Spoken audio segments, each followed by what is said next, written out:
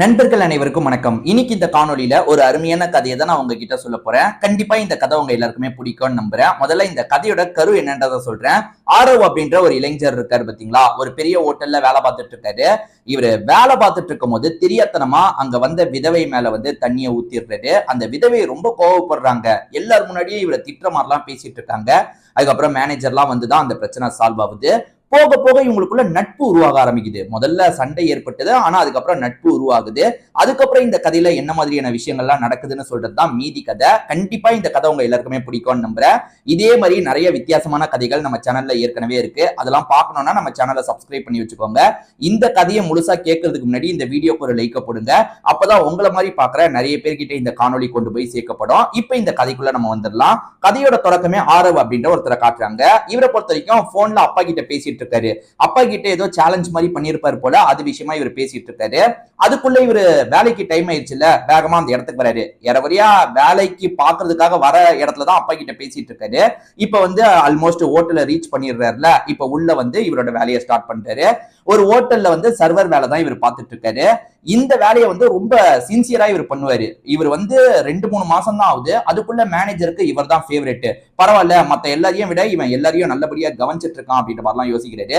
இதை தாண்டி நல்லா கவனிக்கிற பட்சத்துல டிப்ஸ் எல்லாம் தருவாங்கல்ல, அந்த டிப்ஸ் எல்லாம் கூட இவர் வேணான்ற மாதிரி சொல்றாரு. இல்ல எனக்கு சம்பளம் கிடைக்குது, அதுவே எனக்கு போதும்ன்ற மாதிரி சொல்றாரு.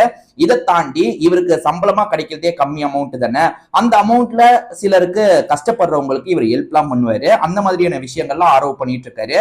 ஆரவ் பத்தி பேசினா இவரு பெருசா சொல்லவே மாட்டாரு. இப்ப எல்லாருமே அவங்க ஃபேமிலியை பத்தி சொல்லுவாங்கல்ல, இங்க வேலை பார்க்குற எல்லாருமே அவங்க ஃபேமிலியை பத்தி சொல்லுவாங்கல்ல. ஆனா ஆரவ பொறுத்த வரைக்கும் ஃபேமிலியை பத்தி பெருசா எதுவுமே சொல்ல மாட்டாரு.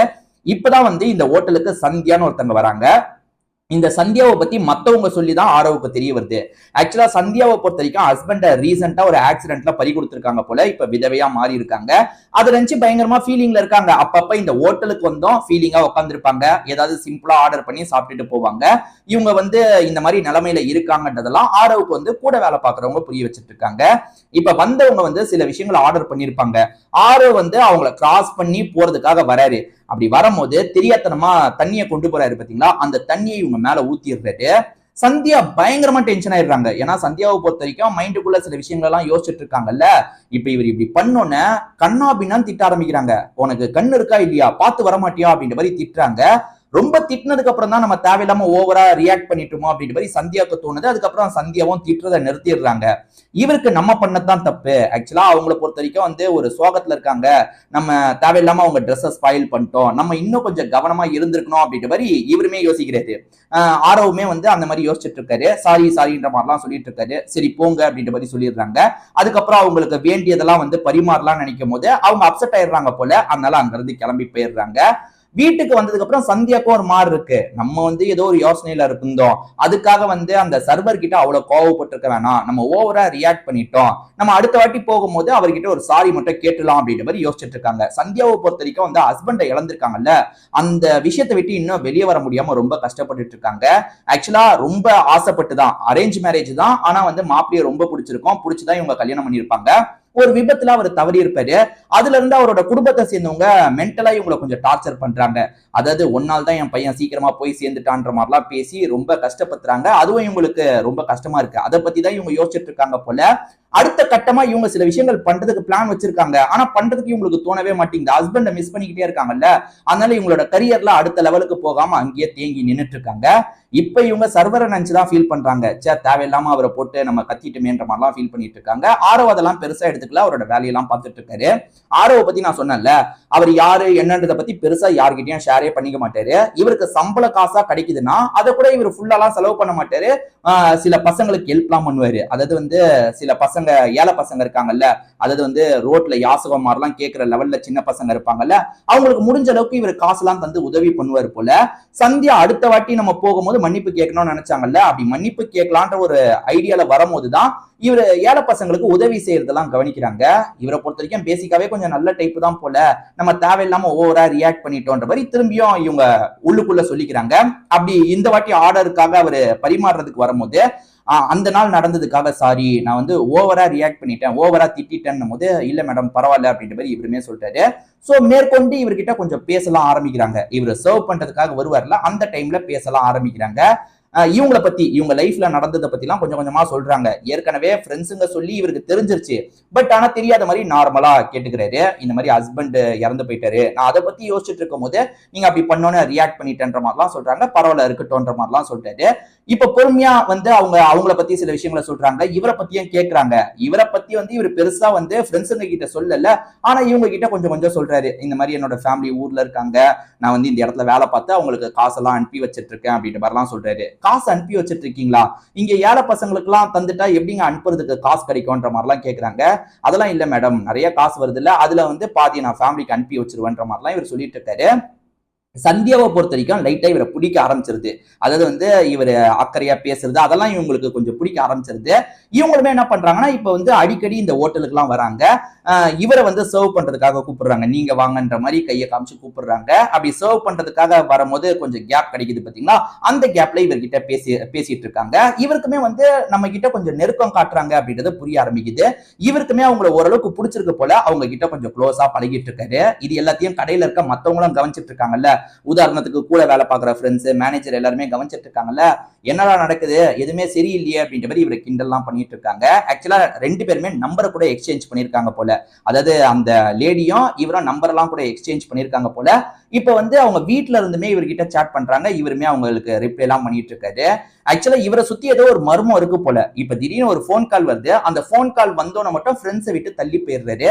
இவன் என்ன திடீர்னு போன் கால் வந்தா மட்டும் நம்மளை விட்டு தள்ளி போயிடுறான், இவன் பிளான் தான் என்னன்னு தெரியலையே அப்படின்ற மாதிரி ஃப்ரெண்ட்ஸுங்க அவங்களுக்குள்ள சகஜமா பேசிட்டு இருக்காங்க. சோ இப்படியே நாட்கள் ஓடிட்டு இருக்கு பாத்தீங்களா. இப்ப வந்து இவரை கிட்ட வந்து நம்ம பேசினா என்ன, அதாவது கல்யாண விஷயமா பேசினா என்னன்ற மாதிரி அவங்க யோசிக்கிறாங்க. இதெல்லாம் மாத கணக்குல போயிருது. இவங்க 2 பேருக்குள்ள வந்து இந்த பழக்கம் மாத கணக்குல போயிருது. மேனேஜரை பொறுத்த வரைக்கும் இந்த ஆரவ ரொம்ப பிடிக்கும்னு சொன்ன பாத்தீங்களா, அதனால மேனேஜர் என்ன பண்றாருன்னா இவரோட சம்பளத்தை கொஞ்சம் உயர்த்தி தராரு. அதாவது அங்க எல்லாருமே சர்வர் தான், அதுல இவருக்கு கொஞ்சம் பொசிஷனை ஏத்தி சம்பளத்தை உயர்த்தி தராரு. இதெல்லாம் ராகேஷ்னு வேற ஒருத்தனுக்கு கோவத்தை வர வைக்குது. ராகேஷ் 2-3 வருஷமா இங்க வேலை பார்க்கறான். ஆனா இவரு கடைசி 4-5 மாசமா தான் வேலை பார்க்கறாரு. இவருக்கு ப்ரொமோஷன் தந்ததுனால அந்த ராகேஷ்க்கு கோவம் வந்துருது.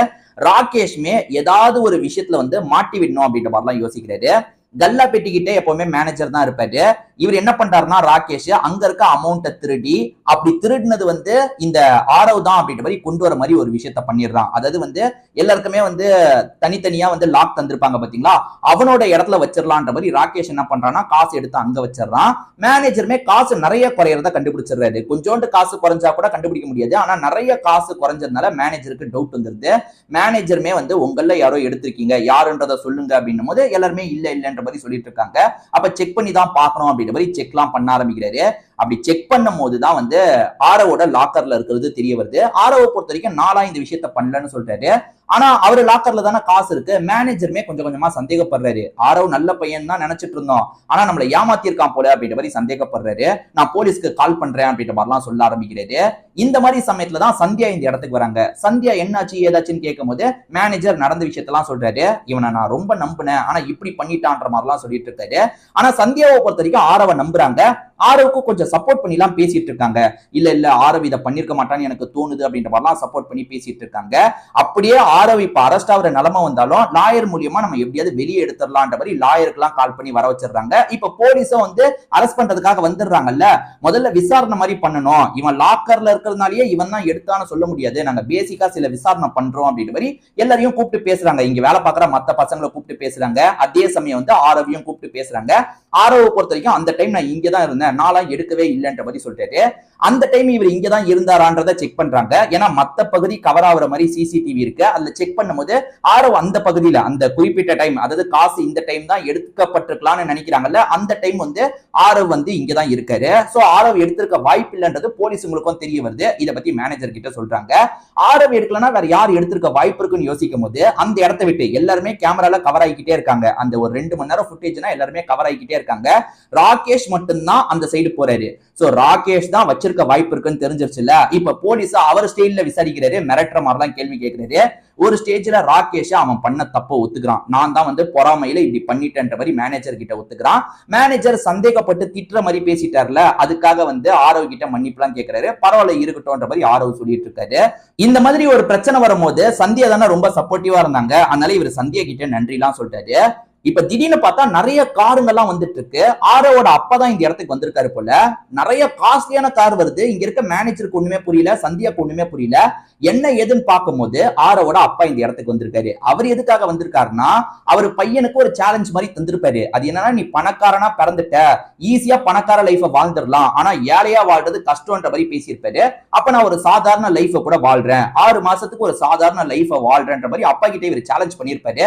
அப்படி சேலஞ்ச் பண்ணி தான் இங்க வந்து வேலை பார்த்துட்டு இருக்காரு. இவரை பொறுத்த வரைக்கும் சம்பளம் சேர்க்கணும்ன்ற அவசியம்லாம் கிடையாது, யாருக்கும் அனுப்பணும்ன்ற அவசியம் கிடையாது. இவர் சந்தியா கிட்ட போய் தான் சொல்லியிருப்பாரு. ஏன்னா சந்தியா கேட்கும் போது சட்டுன்னு என்ன சொல்றதுன்னு தெரியாம போய் சொல்லியிருப்பாரு. ஃப்ரெண்ட்ஸ் கிட்ட பெருசா வந்து பொய்யெல்லாம் சொல்லியிருக்க மாட்டாரு, சொல்லாமே இருந்திருப்பாரு. நடுவில் அப்பா கிட்ட பேசுறது இதுக்குதான். அப்பா கிட்ட எப்படி வேலை எல்லாம் போயிட்டு இருக்கு, உனக்கு ஓகேவா இருக்கா இல்லையான்னு அப்பா கேட்பாரு. அதெல்லாம் இவர் சொல்லுவாரு.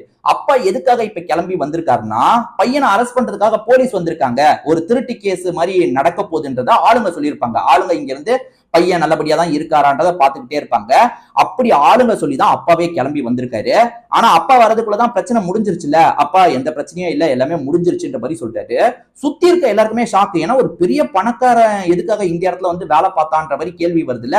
மேனேஜருமே கேட்கிறாரு, எதுக்காக இந்த மாதிரி வேலை பார்த்தேன்னு போது, என் அப்பா கூட ஒரு சேலஞ்ச் மாதிரி பண்ணேன், இதை வெளிப்பத்தாம 6 மாசமா வெளிப்பத்தாம இங்க இருந்துடலாம் நினைச்சேன், ஆனா இந்த மாதிரி ஒரு விஷயம் நடந்ததுனால வெளியாயிருச்சு அப்படின்ற மாதிரிலாம் சொல்றாரு. இந்த கொஞ்ச நாட்கள் பழகுனதுல சந்தியாக்கு இவரை ரொம்பவே பிடிச்சிருக்கும். விதவையா வேற இருக்கும், நம்ம எப்படி அவர்கிட்ட கல்யாண விஷயமா பேசுறதுன்ற மாதிரி தயக்கம் இருக்கும். இப்ப பெரிய பணக்காரர்னு வேற தெரிஞ்சிருச்சுல்ல, இப்ப நம்ம சொன்னா அதை எப்படி எடுத்துப்பாரு அப்படின்ற மாதிரி இவங்களுமே யோசிச்சுட்டு இருக்காங்க. இவங்க சீக்கிரமா ப்ரொபோஸ் பண்ணலாம் நினைச்சாங்கல்ல, அதை அப்படியே வந்து நம்மளுக்குள்ளேயே வச்சுக்கிட்டு நம்ம கிளம்ப வேண்டியதான் யோசிக்கிறாங்க. ஆனா இவரை நிறுத்தி சந்தியா கிட்ட பேச ஆரம்பிக்கிறாரு. இந்த கொஞ்ச நாள் சந்தியா கிட்ட பேசினதுல சந்தியாவை இவருக்கு ரொம்பவே பிடிக்க ஆரம்பிச்சிடும். நீங்க விதவைன்றது எனக்கு பிரச்சனை இல்ல, நான் உங்களை கல்யாணம் பண்ணிக்கணும்னு ஆசைப்படுறேன், நீங்க என்ன சொல்றீங்கன்னு கேக்குறாரு. இவங்களே அந்த ஆசையில தானே இந்த இடத்துக்கு வந்தாங்க, சீக்கிரமா ப்ரொபோஸ் பண்ணிடலாம் நினைச்சுதான் வந்திருப்பாங்க. அவரே சொன்னா ரொம்ப சந்தோஷப்படுறாங்க. இப்ப வேகமா கட்டி பிடிச்சிடுறாங்க. அப்பாவை பொறுத்த வரைக்கும் பையனோட விருப்பம் தான்ன்ற மாதிரி இருக்காரு. எனக்கு இதுக்கு ஓகே தான் அப்படின்ற மாதிரி சொல்றாரு. சோ இவங்க 2 பேருக்கு கல்யாணம் பண்ணி வைக்கிறதுக்கு அப்பா முடிவு பண்றாரு.